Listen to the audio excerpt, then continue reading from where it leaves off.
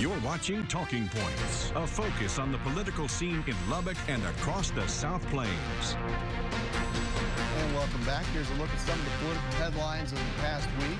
The Texas Democratic Party has sued the state of Texas, asking a federal judge to allow any eligible voter to have the option to mail in a ballot in the next election. Democrats arguing that a lot of people touching voting equipment and standing in lines could now be dangerous. Right now, you can already vote by mail if you're over age 65, disabled, in the military, or out of your home county. Lubbock Congressman Jody Arrington among those at the Capitol asking White House officials for help this week. First writing the president asking for royalty, capital, and regulatory relief for oil and gas producers who have laid off a lot of workers in our region now as a result of those recent supply problems.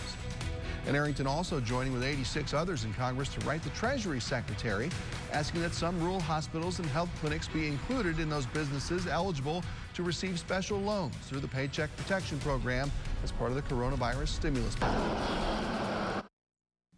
Well, the pandemic is also really causing a problem with the ag industry, which is another huge part of our economy, of course. So let's spend 5 good minutes with Dr. Darrin Hudson, endowed chair and professor dealing with agribusiness and everything like that over at Texas Tech. It is good to see you, sir.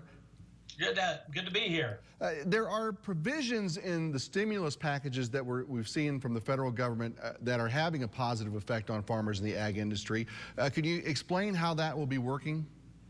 Well, there's a couple of provisions. I think obviously refunding or refurbishing the Commodity Credit Corporation account will give the secretary flexibility to provide what would been the market facilitation payments underneath the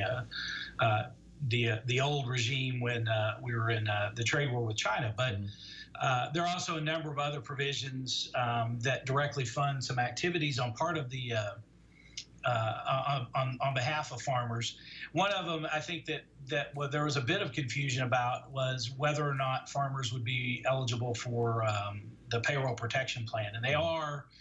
But there are limits and constraints on that. So I think there's 2 or 3 programs out there, and of course the traditional ag programs that have existed for a long time will still be there.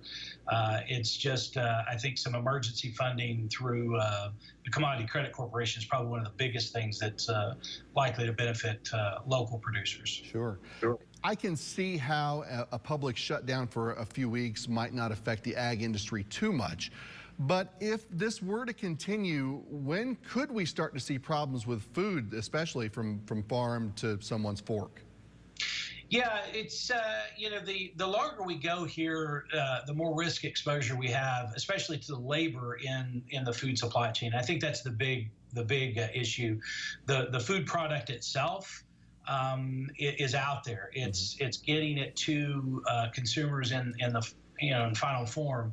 So we've already seen a number of meat processing facilities that have slowed down operations or shut down altogether because of positive tests for employees that exceed sort of their ability to keep running. But there's plenty of meat in the supply chain and plenty of other product in the supply chain, so there's no danger of that happening soon. But obviously, the longer we go, the more risk we're exposed to. And I think the interesting thing is we do have 2 supply channels: a restaurant supply channel and a retail supply channel. And so there's been news stories of dairies having to dump milk and vegetable farmers, destroying crops.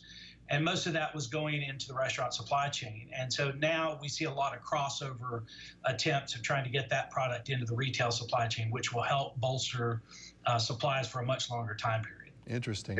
Of course, with cotton being so big here, what is the situation with the markets right now? What are futures looking like there? Well, almost all crops except for wheat took a nosedive. And a lot of that was equity exiting the market. It didn't have a lot to do with supply and demand necessarily. But there are some demand issues. Corn, of course, ethanol tied to fuel consumption, things like that. Cotton is a semi-durable good, so people can delay those purchases for longer, which is putting a strain on sort of the demand side of that market.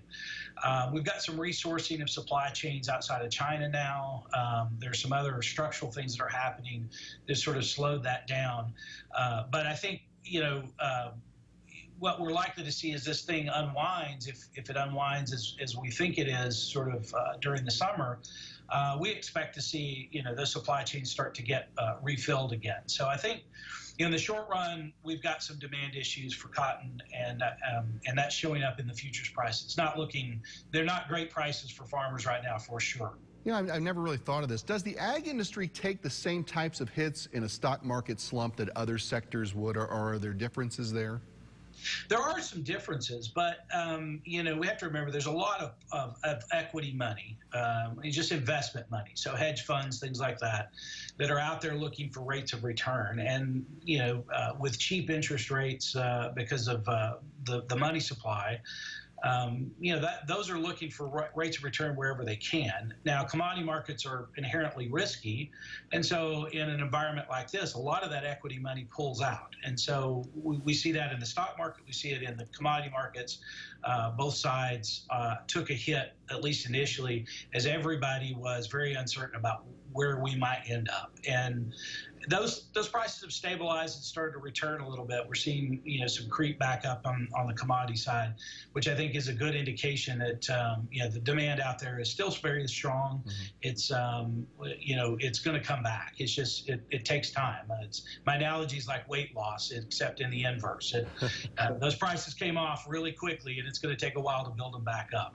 In the final seconds we have, are there labor shortages because of the virus? Not so much here probably, but in other parts of the country that could cause some more supply chain problems in the short term? Absolutely, especially places like California and the Midwest that, in the meat processing side or the vegetable processing side that are very labor intensive.